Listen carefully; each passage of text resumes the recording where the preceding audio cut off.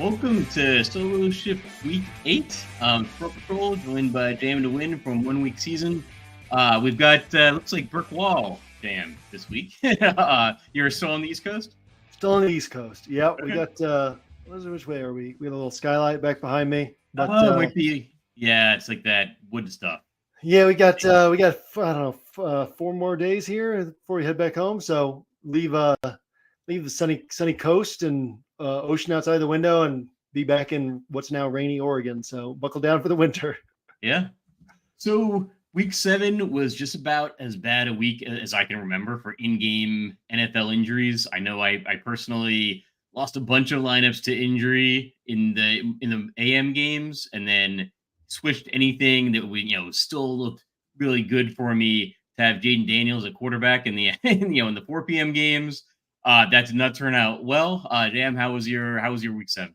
It was decent. I had a sweat in the 1500 game changer. I finished 19th, but I had kind of a live roster, and I didn't play Jaden Daniels. I didn't play Rams pass catchers. I didn't play Debo. So I kind of came out pretty clean on the week, which was unique, right? But yeah, I mean, we turn the page. DFS is DFS, isn't it? We turn the page and see what we got this week. It is. It's a 1 week season. So yeah, on to week 8. Week 7 injuries lead to week 8 value. And that is probably like the first thing that's going to strike people this week. If they're sitting down for, first thing might be there's a lot of games. We have 3, I guess, additional games this week with no teams on a bye. I don't think there's a London game. So it's a bigger slate, but it almost feels smaller. It feels like the slate is just like one game is Tyreek Hill, and then there's just the rest of the games, happening in the NFL. I guess the first thing. What are your thoughts on some of the wide receiver value? Both, it seems like we've got pretty good wide receiver value at like the upper mid range, the mid range of pricing, and then a bunch of like 3K guys. Yeah, so I mean, I guess Tyreek Hill is a value, right? He and Justin Jefferson last year were really the only players who were appropriately priced, and they were like high 8Ks.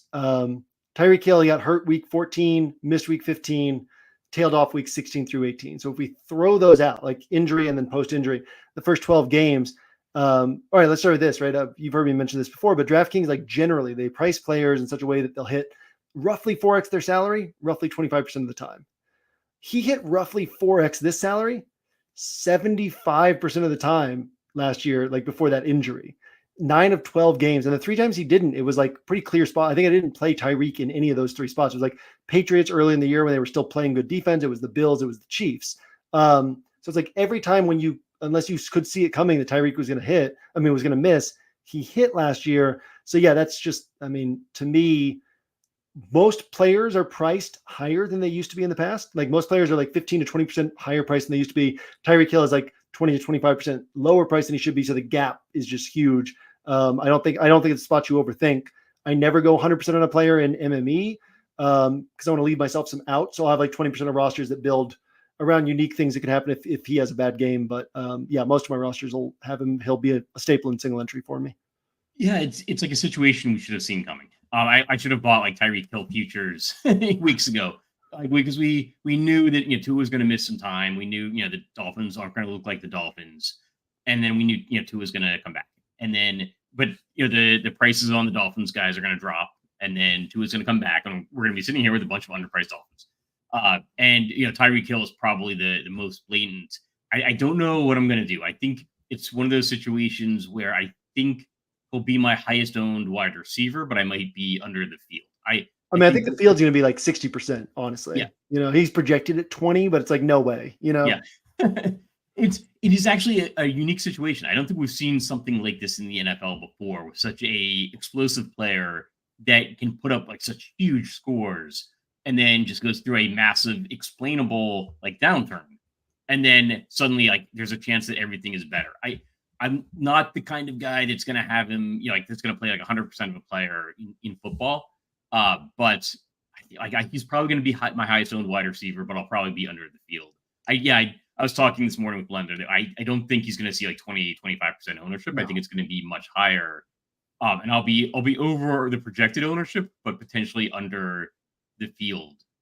Well, what's really weird, I mean, not to like belabor the point, but what's really weird is that DraftKings has been so aggressive with pricing. We knew that week 8 was like, and like if a starting running back gets dinged up on Sunday, they price the backup up proactively by like 1K, like just in case, it's like we knew on Sunday that Tua was coming back week 8. It was so weird to see that price tag. And again, like I'm always the guy who's going to be underweight because like, no, this guy's not going to hit as often as people think. The thing is like Tyreek Hill in this offense with Tua has hit like more often than I think people realize. So yeah, to me, that's one. And then let's move down cheap, right? Here's my take on the Bucs. If I'm the Bucs and I've got this great rushing attack with 3 running backs and I just lost Mike Evans and Chris Godwin, and I've got Jalen McMillan, who has 6 career catches and 3 career drops, and Trey Palmer, who hasn't panned out, and Sterling Shepard, who's like dead. How am I calling this game? Right? Like, I feel like I'll be surprised if Baker has more than like 30-ish pass attempts. And then, they tend to throw like 7 to 8 to the running back. Cade Otton's been getting 8 to 10 and a lot of schemed targets. So I don't think that leaves a lot left over for these 3 guys. I think people are overrating these guys, and I'm going to have them, but they're not going to be staples for me, and I'm going to be underweight the field on those 2 guys. You got any thoughts on them?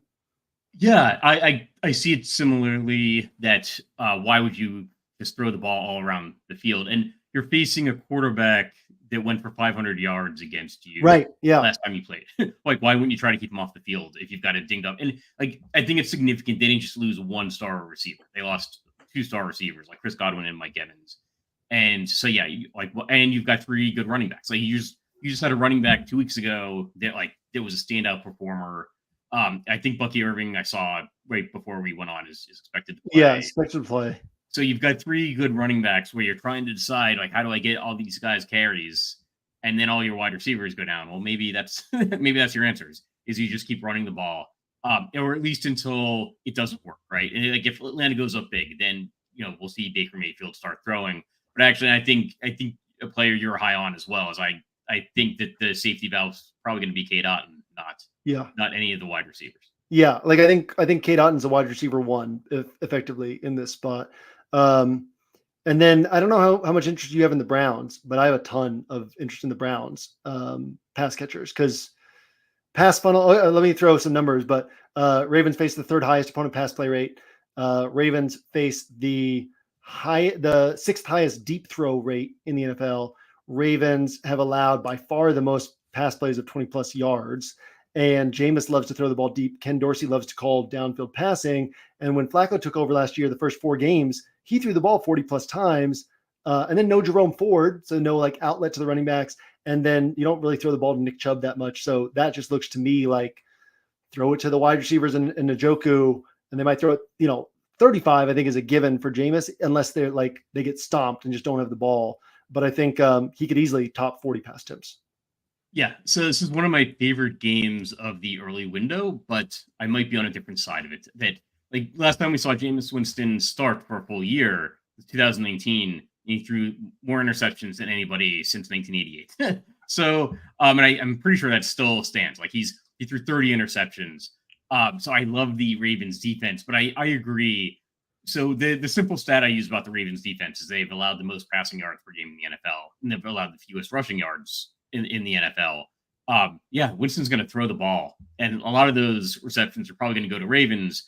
But for the Browns offense, like it might not matter. I actually said a couple weeks ago that I thought I might have I don't know why I would not have every roster have either Derrick Henry or Lamar Jackson. I feel like there might be a similar thing where I want to have the Ravens defense or like a Browns receiver or Winston on every roster because they're just likely just going to keep throwing the ball. I don't know. I think I'm going to play all sides of this game. I actually like the Derrick Henry and Ravens defense pairing a lot. Henry is minus 330 to score a touchdown and plus 150 for 2 touchdowns. Like I haven't seen odds like that before. And some of it might be just rushing heavy NFL. But I don't think he's going to see a lot of ownership because we have some other standout running backs. So I love the idea of pairing Henry and the Ravens defense. I also, in other rosters, I think it's totally plausible to play Winston at a low price tag, Njoku, Cedric Tillman, probably my favorite of the Browns wide receivers at his price tag. It sounds like a game we're both kind of high on in different ways. Yeah. I mean, I like the Derrick Henry shout. To me, I mean, we got news Deontay Johnson's out. The Panthers, Bryce Young starting. They're traveling to Denver. Denver's defense has been outrageously good this year and outrageously good in DFS. So, like, I'm going to have a hard time getting off them, especially since looks like there will be high ownership on the Ravens. So I'll be much heavier on that Brown side than the Raven side. But I actually, like, to me, I want to play, like, Lamar has so consistently been somebody you wanted to have, right? And when he's not, it's Derrick Henry. And so I want to kind of play that side both ways. Like, let's have some Lamar where people are not on him. Let's have some Zay Flowers where the Browns give up the highest deep throw rate in the NFL. And Zay's coming off the ankle thing. And so people are going to not want to play him. And then let's have some Derrick Henry. So, yeah, I mean, I think that game is just an interesting game to target. And Tillman was like a huge part of the schemed passing attack last week. Like, he was treated like their number one wide receiver in terms of how they were calling plays. He saw 10 targets before Judy saw 1. But also, the moment Jameis came in, 3 of his first 5 passes went to Judy, and 5 of 11 went to Judy. So I also think Judy's a guy who people are just going to overlook him because he's in that weird pricing range. But, like, if Jameis is like, no, this is my guy, which could happen, I think Judy's pretty interesting here too. Like, I'm going to mix and match those guys a lot of different ways. But I like all 3 of those, Njoku and Tillman and Judy. And then I'll have like a little bit of Elijah Moore spillover because they're not designing targets for him. He's just getting the ball like 4 yards downfield when plays break down. But there's an outside chance he does something too. Any one of these guys could make a splash. Speaking of which, Splash is still running lots of Survivor Revival tournaments as well as Pick'em and Fantasy Tiers contests. Join our community games at splashsports.com/rotogrinders. Use promo code ROTO10 upon sign up for a $10 bonus. For a limited time, play $20 in quick fix entries and you'll get an additional $10 bonus. And exclusively for those who use Roto10, you'll get an additional $20 in credits when you play $50 in entries by the end of October. So check out Splash Sports today and be sure to use promo code Roto10 to get the best bonuses available.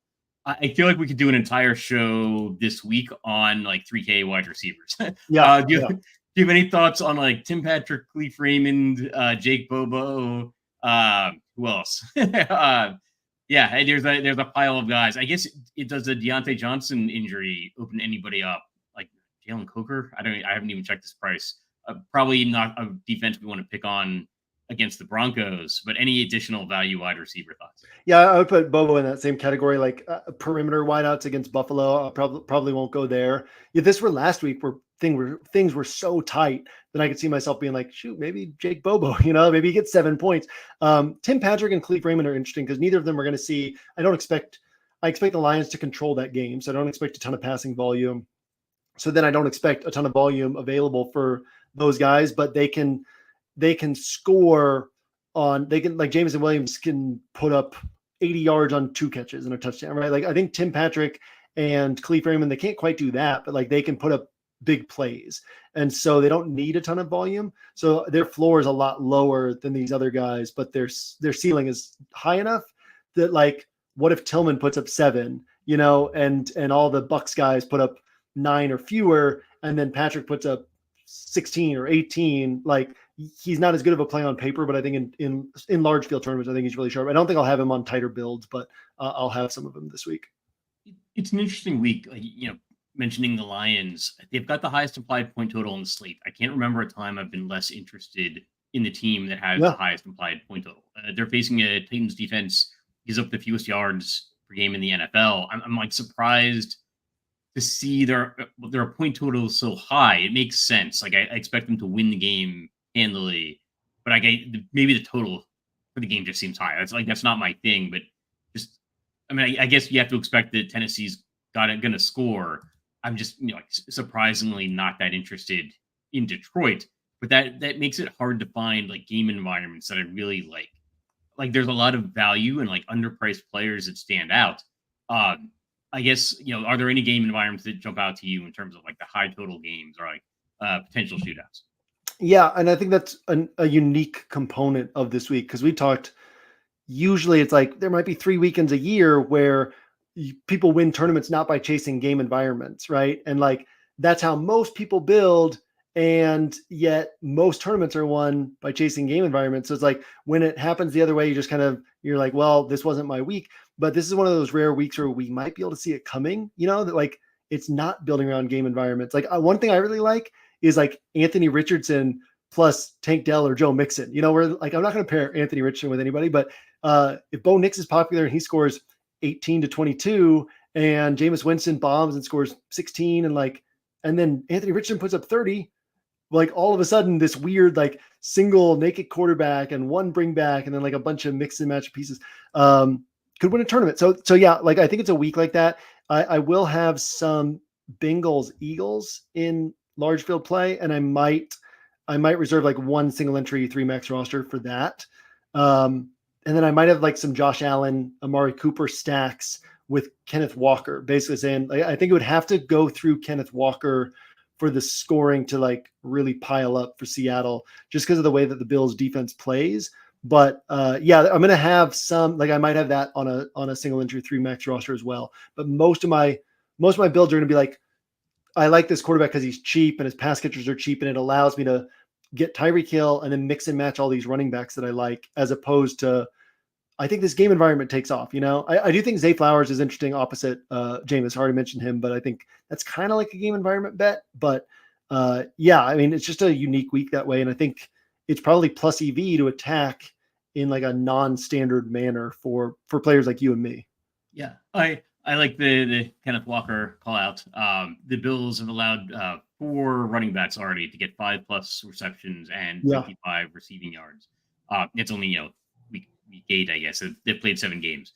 And 4 receivers or 4 running backs have had big receiving games against them. I think the top game environment for me would be that same Eagles Bengals game. Like that's the one game I can see most easily like going berserk, where you're like, oh, we should have, some kind of back and forth, Saquon Barkley, Jamar Chase, or or AJ Brown, Jamar Chase. Like I'm definitely going to have some rosters like centered around that game, like using the value wide receivers to get the multiple expensive parts of that game.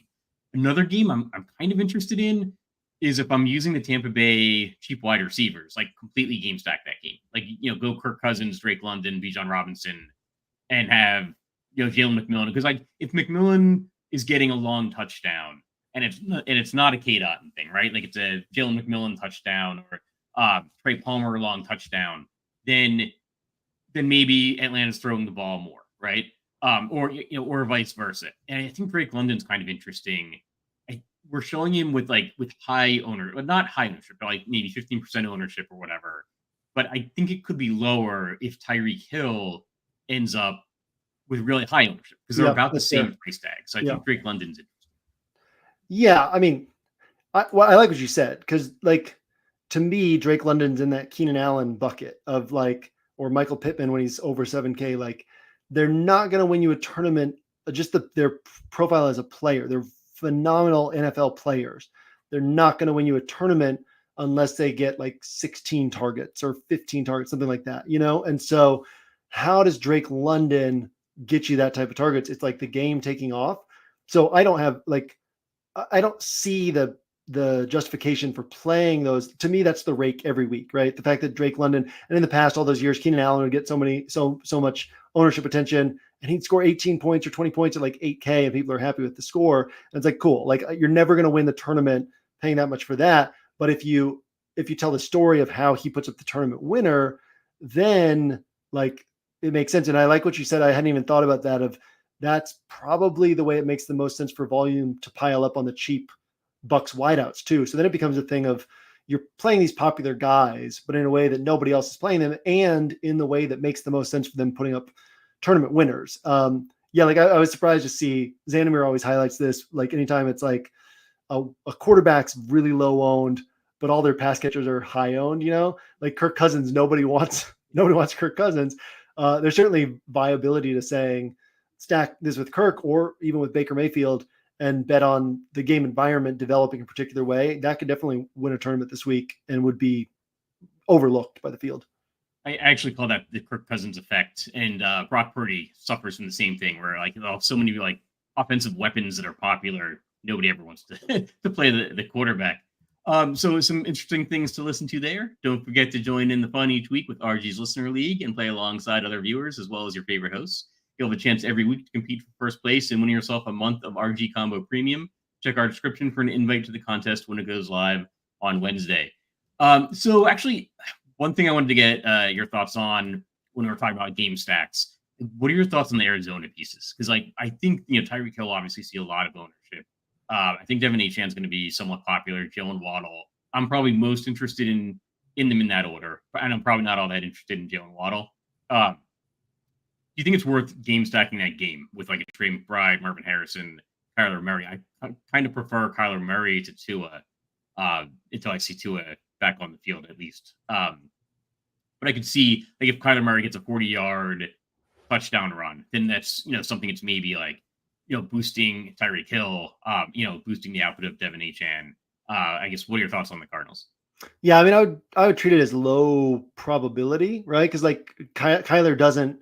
He intentionally tries to not scramble anymore, and then they don't call designed runs for him. So it's hard for him to like kind of do that. And then what are the Cardinals are, I think, fourth lowest pass rate over expectation. And then the Dolphins rank 30th in DVOA against the run. So if you're the Cardinals, you're watching film and you're seeing all sorts of things you can exploit on the ground, and you're trying to keep Tyreek Hill and Tua and this offense off the field. So I mean, I think it's obvious that their approach to this game is going to be like, let's control this game on the ground. James Conner is the guy, I like on the Cardinals, but yeah, the game could develop in such a way that they're forced to air it out and then something could happen. I guess like Trey McBride's kind of in like a tier 2 for me of tight ends, like below Njoku and Bowers and whoever else is in my tier 1. But yeah, he's kind of like on my radar. I hadn't thought about Marvin Harrison Jr. It's just not been a good matchup for passing attacks and been a great matchup for ground games. So yeah, I've been playing it like very straightforward, but there is like a unique angle you could take on it to play it a different way. So when you were talking about Drake London, you talked about like, paying the rake and certain things just never hit as often as they're played. I'm thinking about going to one of those spots this week. The Kansas City Chiefs offense. Patrick Mahomes, like he might be in a good spot, and we've kind of seen everybody adjust to this idea the Chiefs never put up an outlier score. I'm kind of waiting to see like the status of DeAndre Hopkins. I might He's be gonna really play. Yeah. So Yeah. I don't see why people aren't going there. Like he's not getting any ownership at all. And that might just be a projections thing based off of like uncertainty about whether or not he's going to play, and it'll adjust by Sunday. But he's only like 4,900. He might still be a good wide receiver, and we just don't know because he's been on Tennessee. But what if that's the component that like what if he's the wide receiver Patrick Mahomes has been waiting for since Tyreek Hill left? And then maybe that opens up more space for Travis Kelce. I don't know. I might play even in single entry. I think like a Patrick Mahomes, like Travis Kelce, but like I think Hopkins might be the guy that I'm really interested in. Stack and then you can maybe do a Brock Bowers run back. Any thoughts on the Chiefs in Raiders? I saw this stat that was like, I think it was like the Chiefs have the leading rusher and the leading wide receiver and the leading tight end from 2019 all on the team together. I'm like, yeah, it's like 2019 is a long time ago in NFL years.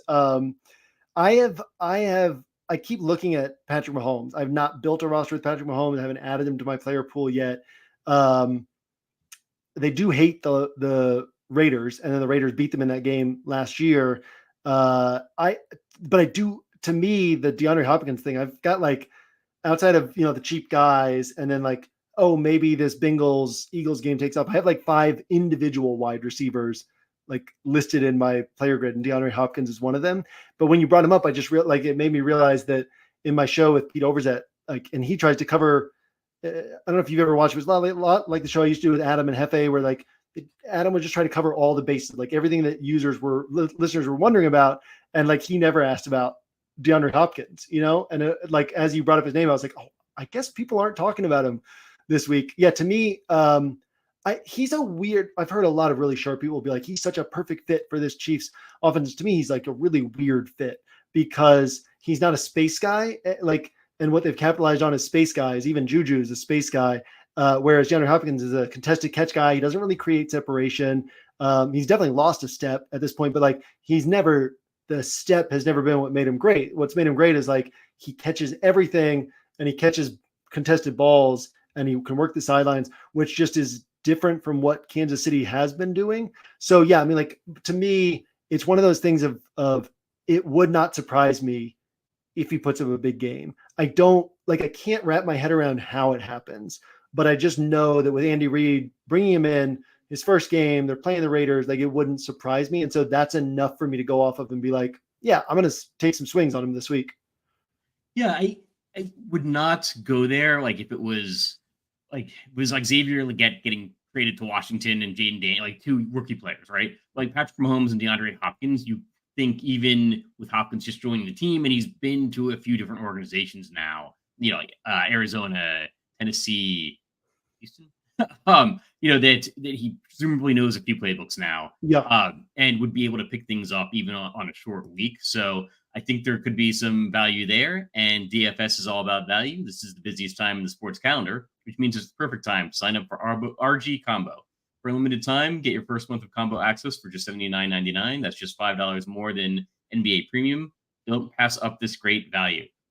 So actually, like mentioning the Commanders, I think Jaden Daniels is going to be questionable. It actually would not surprise me if he plays, which might turn the slates on its head. I just watching the game, he was kind of smiling on the sidelines. Like the Commanders already had that game in hand when Jaden Daniels went out against Carolina. And so like, I don't think they needed him for the rest of that game. I think there's a possibility he plays, and I think that would potentially elevate this Chicago-Washington matchup. And I'm actually a little bit interested in some of the Chicago offensive pieces like DJ Moore, especially on FanDuel. DJ Moore is well priced. But I think even on DraftKings, like Caleb Williams has started to look really good. And the Commanders defense might be overperforming. Like this is a defense we wanted to pick on at the beginning of the season, and they haven't been bad. But maybe there's some reversion to the mean. It's an environment I hadn't really thought about until today. Any thoughts on that game? Yeah, I think it's a sharp call in that. That's how I'm viewing it. Is like if Jaden Daniels comes back, it elevates my interest in Caleb Williams because it makes this like more competitive game environment where like right now the Bears are 3-point favorites on the road with the expectation that Mariota's playing. Like that changes if Jaden Daniels is playing, or I shouldn't say right now, like before this news that Jaden Daniels might play, that was the case. And so, yeah, I think that it makes the Bears more interesting because it becomes this game where the Bears might have to throw the ball more. I kind of think with the Commanders defense, I kind of think like we might sometimes overrate how bad a defense is based on our expectations. We've done it with the Cardinals over the last couple of years, and with Denver after the way they started last year, and with Cincinnati after the way they started this year. But I agree, like they're not an elite defense. They're not a scary defense. I think they're kind of like a top 20, top 22 defense. Like they're not bad. They're well coached. Bobby Wagner is out there like as a field marshal, field general, like helping these guys. So I think that they're going to be a solid defense, but they're not scary. And I think that they're definitely a defense that the Bears can overcome. Currently like my early just like sketched out stuff in the big machine and the optimizer. I've got some Caleb Williams doubles where it's like telling the Bink machine just mix and match two of DeAndre Swift, DJ Moore, Roma Dunze, and Cole Kmet with no bring back and just, basically bet on a game environment developing a certain way. So yeah, I like that shout. I don't know if I'll have it on tighter builds, but I think it works on tighter builds. It's probably not for me, but it definitely works on tighter builds. So just two more teams I wanted to touch on. So they've got like the higher implied point totals on the week. One is going to be popular, and I think one is not going to be. Denver. Denver's probably a team I'm going to end up under the field on. I think we're going to see a lot of Bo Nix and Javonte Williams. I think Javonte Williams is in a good spot. And I think Bo Nix is okay too. I think I'm going to end up under the field, and I probably wouldn't use them in single entry. Just because I think they're going to be very popular as like the cash game plays. I guess like thoughts on the Denver offense going up against Carolina. Yeah, I mean, we talked about this Panthers matchup last week, right? Like quarterback, running back, wide receiver combo has only topped 60 points once. Now these guys are cheaper, but to me, I don't I don't see the 30-pointer from Bo Nix. I think because of what Washington did on the ground with quarterbacks against Carolina last week, and because of how Sean Payton's using Bo Nix, I think he's going to get some good rushing production in this spot. But I'd be surprised if he tops, I think he has one game above like 212 passing yards, something like that. And none above, I forget what it is, 234, none above something like that. Like, he's not going to get you more than 8 or 9 points through the air. And so then you add the rushing, let's say 5 points on the ground, right? So now you're at like 13, 14. And then it's a question of how many touchdowns can he help account for? So no, I don't think he's like a tournament winner, but I think that he could outproduce a lot of the other cheap guys you go to. Like he could, like my Anthony Richardson rosters could get beat by Bo Nix. My Jameis Winston rosters could get beat by Bo Nix. But like, if I'm trying to win a tournament, I still have to try to get the guys who can jump over him. So I might have a little bit of Bo Nix, but I'm definitely going to be underweight the field. Javonte, he doesn't separate from the other 6K running backs, but he's a fine play. He's as good of a play to me as Kareem Hunt, as DeAndre Swift, as whoever else is in that price range that I like. But yeah, he's not like, he doesn't separate for me from that group. I think the return of Bryce Young potentially makes me under the field on the Denver offense, because Denver might not have to do a whole lot to make sure they win this game. Yeah. So they might score a touchdown. That could pay off somebody's price tag. But then they just wait and see. Then maybe they're just running the ball with 3 running backs, and waiting to see if Bryce Young can do something. And there's a good chance he can't. And then so the other team I wanted to touch on was Green Bay. I don't think they're going to see a lot of ownership, but like Jordan Love has had a pretty good season. And I think one thing that's driving people away from Jordan Love and maybe away from this spot, like Jacksonville, I think second most passing yards per game allowed this season, is we just don't know who Jordan Love is going to throw to. And this might be more of a 150 entry thing, but being over the field on Jordan Love and just rotating through the wide receivers, but probably the most on Jaden Reed. Any thoughts on the Packers? I think they're going to see low ownership, but in their matchup against Jacksonville. Yeah, I have so few wide receivers in my pool. And so I've played around with, like, to me, the mix and match of the Packers, you have to mix and match so broadly. And then so often it's like 17 to 24 points that I don't like to go there if I have high confidence in other spots. But then I like so little this week that I've asked myself, like, does that mean it's a week where mixing and matching Packers makes sense, right? Because if I have, let's just for sake of like example, say I have 100% Tyreek Hill and 100% Cedric Tillman and 100% Dolphins, then the goal on the rest, not Dolphins, 100% Broncos defense. The goal on the other 6 spots is to like mix and match things that can hit, right? So like if you mix and match the Texans pieces, assuming that one of them goes for all 3 games against the Colts, somebody's gone for 29 plus from the Texans. So mix in Diggs and Dell, right? And then mix and match Packers wide receivers, mix and match these running backs who all have upside. Like, you got a pretty good shot at getting everything right on a roster together. So right now I lean toward, for the way I'm approaching things, no on the Packers mix and match, but it's definitely been like way closer to my pool than a lot of other things I would say no on, and so, yeah. And then Love, he's a pocket passer. It's just like, he's getting so many touchdowns. He's going to add like 1 point with his legs, and he's priced really expensive for that, but he throws so many touchdown passes that kind of hasn't mattered so far. But yeah, he's got one game where it was a tourney winner. The rest have been like lots of 24 to 26 point scores, and one like 28 or 29 pointer. And I don't think the game environment makes him have a turn. He's not gonna have another 36 pointer here. So it's like, yeah, you're spending a lot for like 24 to 28, but also, maybe that with the flexibility this week in pricing, maybe that works. Yeah, I don't right now. I'm not going there, but it's not like something I'm against. And it's definitely the Packers mix and match in particular. I've been thinking about it and been kind of close to pulling the trigger on it as like part of my strategy. All right. Well, Tyreek Hill listed questionable, but they're optimistical play. That'll just about do it for Solo Ship for this week. Any closing thoughts on the week? None.